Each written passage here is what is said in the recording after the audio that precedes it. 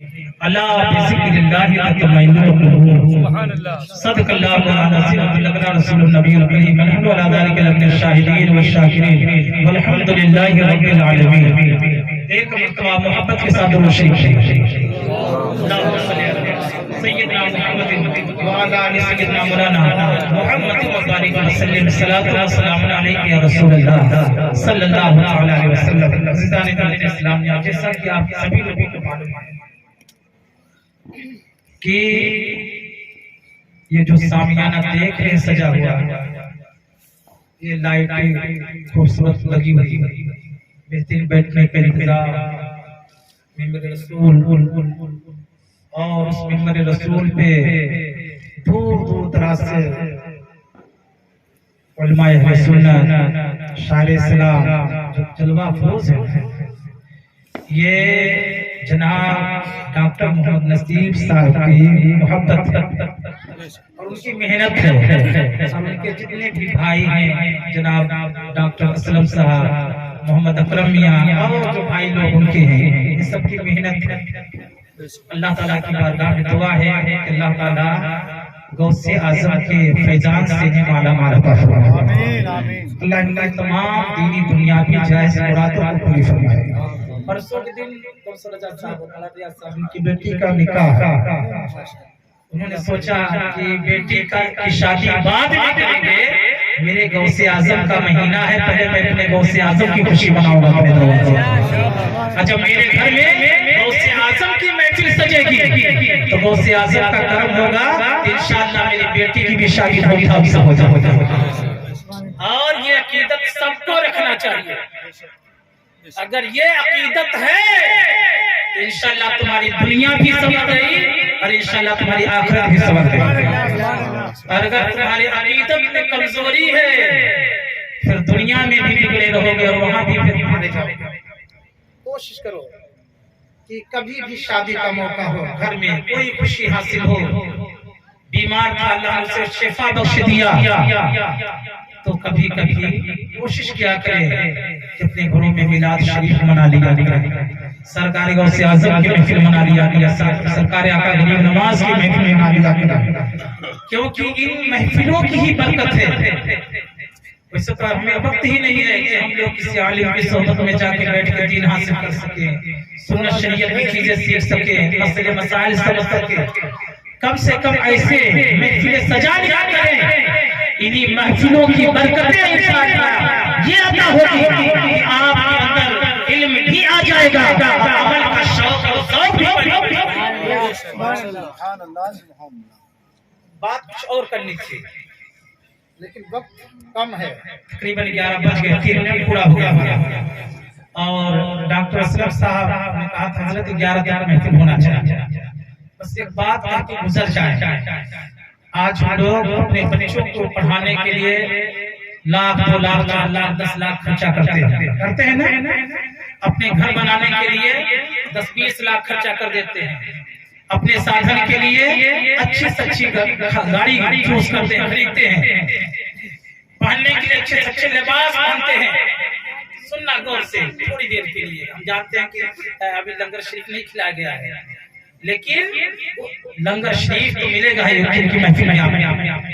اگر یہ باتیں آپ کے ذہن میں اتر گئی، دماغ میں اتر گئی، اور اگر آپ عمل کر لیے تو انشاءاللہ آپ کی دنیا آخرت دونوں سنور جائے گی، بلکہ یوں مانیے کہ آنے والی تمہاری نسلیں سدھر جائیں گی۔ جو بات یہ خادم آپ تک پہنچا رہا ہے، ہم تمام چیزوں میں پیسہ خرچ کر دیتے ہیں، بچیوں کی شادی میں، بچے کی شادی میں، بیماری میں، تمام چیزوں میں خرچ کر دیتے ہیں، لیکن اے لوگوں سنو، قیامت کے دن اللہ تعالیٰ ذرے ذرے کا تم سے حساب لے گا۔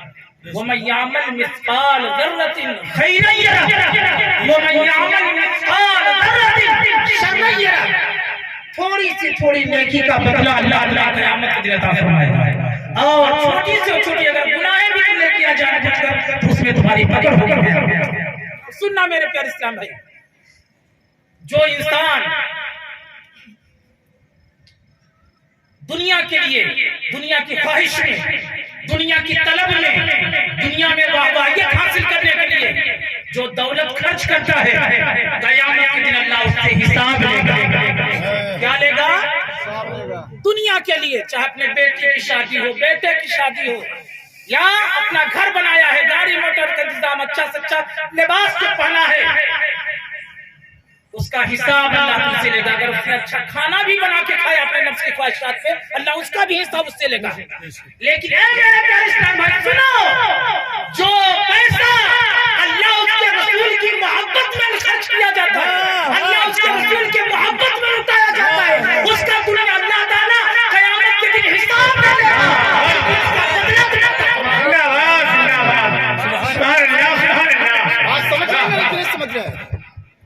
دنیا میں اللہ تعالیٰ جو بندے مومن اللہ اس کے رسول کے راہ میں خرچ کرے گا، اور سنو خرچ کرنے کا ثواب کیا ہوگا؟ اگر ایک خرچ کرے گا تو اللہ اس کا بدلہ 10 عطا فرمائے گا، اور اگر اخلاص کے ساتھ خرچ کیا ہے، محبت سچے عقیدت کے ساتھ اللہ اس کے رسول کی راہ میں خرچ کیا ہے، تو ہمارے صوفیہ فرماتے ہیں کہ یعنی اللہ تبارک و تعالیٰ اس کا بدلہ 10 نہیں بلکہ 70 عطا فرمائے. میرے پیارے اسلام میں کوشش کرو ان محفلوں کے منانے میں بخیلی نہ کیا کرو، کنجوسی نہ کیا کرو، جتنا ہو سکے اتنا لٹا دیا کرو، کیونکہ اس کا بدلہ دنیا میں بھی اللہ تمہیں عطا فرمائے گا اور آخرت میں بھی. اور ہم نے جس آیت کے کریمہ کی تلاوت کرنے کی شرف حاصل کیا، الا بذکر اللہ تطمئن القلوب، اللہ کے ذکر سے دلوں کو سکون ملتا ہے. اگر تم چاہتے ہو کہ میرا قلب روشن ہو، میرا دل زندہ ہو جائے اللہ اس کے رسول کی محبت میں، تو میرے پیاروں اگر تمہیں اچھی صحبت نہیں مل پا رہی ہے تو کبھی کبھی اپنے گھروں میں ایسی محفلیں سجا لیا کرو، کیونکہ یہ ذکر اللہ کی محفل ہے، ذکر رسول کی محفل ہے، ذکر اولیاء اللہ کی محفل ہے. جو بندے مومن ذکر اولیاء اللہ کرتا ہے، ہمارے صوفیہ فرماتے ہیں وہ ذکر بے شک یعنی رسول پاک کا ہی ذکر ہوا کرتا ہے، کیونکہ اولیاء کو جو مقام ملا ہے وہ رسول پاک کے صدقے ملا ہے. اگر غوث اعظم کو غوثیت ملی ہے تو میرے آقا صلی اللہ علیہ وسلم کے فیضان کا صدقہ ہے. میرے پیارے اسلام بھائی کوشش کرو، ڈاکٹر صاحب بیٹھے ہیں، ان کے دوست بھی کچھ لوگ آئے ہیں، بولتے ہیں بابا کیا بول رہے ہیں، پہلے سمجھے. جو بھی لوگ دنیا کی حبس، دنیا کی خواہشوں میں لوگ دنیا میں ہمیں جانے پہچانے خرچ کریں گے، اس کی پکڑ ہو جائے گا، حساب لیا جائے گا. لیکن اللہ اس کے رسول کی راہ میں خرچ کریں گے، اللہ اس کا ثواب عطا فرمائے گا. اور یہ ہے، یہ صرف ایسا نہیں کہ آخرت میں بلکہ دنیا میں بھی عطا فرمائے گا. آپ نے مسجد بنایا تو جانتے ہو ہمارے پیارے آقا صلی اللہ علیہ وسلم نے ارشاد فرمایا کہ کوئی بندے مومن اگر محبت کے ساتھ اللہ کی رضا حاصل کرنے کے لیے اللہ کے گھر کی تعمیر کی، اللہ کے گھر کو بنایا، تو میرے پیارے آقا صلی اللہ علیہ وسلم فرماتے ہیں قیامت کے دن اللہ تعالیٰ اس مسجد کے بنانے کے بدلے میں اسے جنت میں 70,000 مہر سونے اور یاقوت اور جواہرات میری بات سمجھ رہے ہیں میرے پیارے. کوشش کرو، اگر اللہ نے تمہیں دولت دیا ہے، اللہ نے تمہیں عزت دیا ہے، اللہ نے تمہیں شہرت دیا ہے، اللہ اس کے رسول کی رضا کی پر خرچ کرو. اور ایک بات اور کہہ کے گزر جائے، یہ محفل کے بارے، اس کے بارے ہم نے کئی مرتبہ بیان کیا، بتایا ہے، ایک مرتبہ پھر سن لیجئے جس سے آپ کی یاد تازہ ہو جائے. یہ محفل پاک کے مراتب کیا ہیں، اس کی عظمت کیا ہے، اس کی بلندی کیا ہے. سنیں حضرت عمر فاروق رضی اللہ تعالیٰ عنہ اس حدیث پاک کے راوی ہیں. آپ فرماتے ہیں کہ میرے پیارے آقا سیدنا محمد رسول اللہ صلی اللہ علیہ وسلم ارشاد فرماتے ہیں کہ جو شخص ذکر اللہ کی محفل منعقد کرتا ہے، ذکر کی محفل میں شامل ہوتا ہے، اور جہاں پہ ذکر کی محفل ہوتی ہے، میرے آقا صلی اللہ علیہ وسلم نے فرمایا کہ ایک فرشتوں کی جماعت ہے جس کا نام سکینہ ہے. کیا ہے؟ ڈاکٹر صاحب کی خوش نصیبی آپ کی ہے اور آپ کے بھائیوں کی ہے، آپ کے پورے پریوار کے لوگوں کی ہے کہ آج آپ نے محفل غوث اعظم بنا کر ان فرشتوں کو اس زمین پہ آنے کی دعوت دی. اس جماعت کا نام کیا ہے؟ سکینہ. فرشتوں کی جماعت ہے، دودھ ہے مالک کے، جسے ہم اور آپ نہیں دیکھ رہے ہیں. اور ان کا کام کیا ہے؟ اللہ نے ان کو کس کام پہ لگایا ہے؟ ان کا صرف ایک کام ہے کہ اللہ فرماتا ہے جاؤ روئے زمین پر چلے جاؤ، جہاں پر میرے بندے میری محبت میں محفلیں منا رہے ہیں، یا میرے محبوب کی محبت میں محفلیں منا رہے ہیں، یا میرے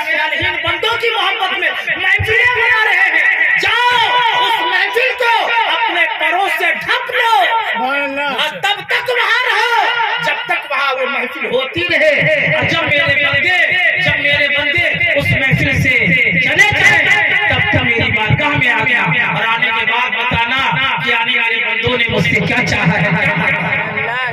वो सकीना जमात की महफिल, फरिश्तों की जमात आया किया करती है, और जितने लोग मेरे आका पसंद फरमाते उस महफिल में बैठे रहा करते हैं, चाहे उसमें नमाजी हो या बेनमाजी हो, गुनहगार हो या आबिद हो, कैसा भी शख्स हो, अगर जिक्रुल्लाह की महफिल में आ गया तो वो फरिश्ते चारों तरफ से कतार में खड़े होकर अपने यानी परों से उस महफिल में बैठने वालों को ढक लिया करते हैं। और मेरे आका सल्लल्लाहु अलैहि वसल्लम फरमाते हैं कि वो जब ढक लिया करते हैं तो उनका काम क्या होता है? तुम्हारा काम, हमारा काम है अल्लाह का जिक्र करना, या आपका काम है अल्लाह की तस्बीह बयान करना, और उन फरिश्तों का क्या काम है? तो फरिश्ते जानते हो क्या कहते हैं? जितने लोग महफिल में बैठे रहते हैं उनके लिए दुआएं इस्तग़फ़ार क्या करते हैं? सुने, समझ रहे हैं मेरी बात की नहीं? अगर नहीं समझ रहे तो माइक को हटा कर, क्योंकि हमारा मकसद ये माइक नहीं है, आपके दिल दिमाग में बात उतर जाए, जहन में बात उतर जाए, शौक पैदा हो जाए आपके अंदर कि ये महफिल मनाने में आपको सोचना ना पड़े, क्योंकि कुरान मुक़द्दस में अल्लाह ने इरशाद फरमाया, इन्ना शैतान लिल इंसानी अदुव्वुन मुबीन, खुला हुआ दुश्मन तुम्हारा शैतान है। जब बंदा कोई अच्छा काम करने की नियत करता है तो शैतान उसे रोकने की कोशिश करता है कि कहीं ऐसा न हो कि ये काम जो करने जा रहा है यही काम अल्लाह को पसंद आ जाए, यही काम रसूलुल्लाह को पसंद आ जाए, जिसके वजह से अल्लाह ताला इसकी मग़फ़िरत फरमा दे, अल्लाह इसके दर्जात को बुलंद फरमा दे। शैतान पूरी कोशिश करता है, और अगर बंदा शैतान पे ला हौल वला कुव्वता इल्ला बिल्लाहिल अलील अज़ीम पढ़ता रहा और अल्लाह से मदद का तलबगार रहा, मदद मांगता रहा, और ऐसी अगर महफिलें मना लिया तो मेरे प्यारे सुनो, ये महफिल की बरकतें क्या है? वो फरिश्ते जो जिनसे गुनाहें नहीं होती, अल्लाह ताला ने उन्हें गुनाहों से पाक रखा है, वो नूरी चीज, नूर से बनाए हुए लोग हैं, फरिश्ते हैं, वो फरिश्ते दुआएं मग़फ़िरत करते हैं। और मेरे प्यारे आका सल्लल्लाहु अलैहि वसल्लम इरशाद फरमाते हैं कि जिसके हक में फरिश्ते दुआ करें अल्लाह उसकी दुआ को कबूल फरमा लेता है। खुश नसीबी है जो लोग इस महफिल को मनाते हैं, उनके हक में फरिश्ते दुआएं मग़फ़िरत करने के लिए आए करते हैं।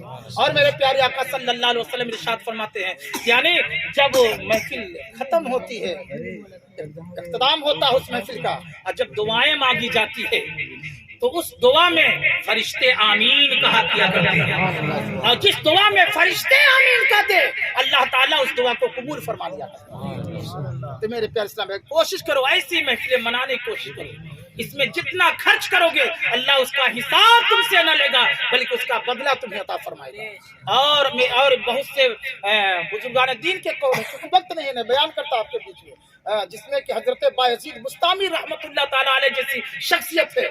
आप फरमाते हैं कि जहाँ पे मिलाद रसूल की महफिल होती है, उस महफिल की तरफ जब बंदा नियत करके चलता है तो लोगों तुम्हें मालूम है किधर जा रहा है? आप फरमाते हैं गोया वो बंदा जन्नत के क्यारियों की तरफ जा रहा है। समझ रहे मेरी बात? पता क्या चला? जो महफिल मनाता है अपने घर में, गोया उस जगह को वो जन्नत के बागीचों में से एक बागीचा बना देता है। हम बैठे कहाँ हैं? गोया हम जन्नत में बैठे हुए। तो मेरे पास में ये खुशनसीबी है।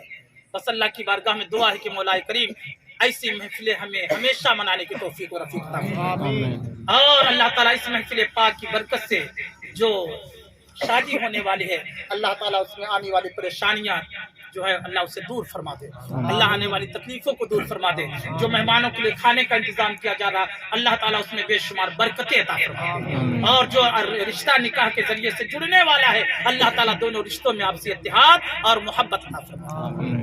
फिर कभी मौका मिलेगा, क्योंकि वक्त ज्यादा हो गया है, और जब जिम्मेदारी आदमी नहीं समझेगा तो फिर कौन समझेगा? फिर मेरे जाने के बाद फिर लोग कह देगा हजरत पकड़ लिए मैं तो छोड़ेगा। बस कुछ चीजें हमारे जहन पे थी, बताना मकसद था हमारा। कोशिश करो। और एक चीज और चलते चलते बता दें कि कोशिश करें नमाज की पाबंदी करें। नमाज सारी इबादतों में सबसे अफजल इबादत है। नमाजों की पाबंदी करें। जो बंदा चाहता है कि मुझे दुनिया में तरक्की हासिल हो, माँ अभी مولانا ریاض صاحب نے بہت اچھا بیان کیا. پیر کا مقصد یہ نہیں ہے کہ اپنے مرید کے لیے دعا کرے اور اس کا گھر دولت سے بھر جائے. اگر ایسا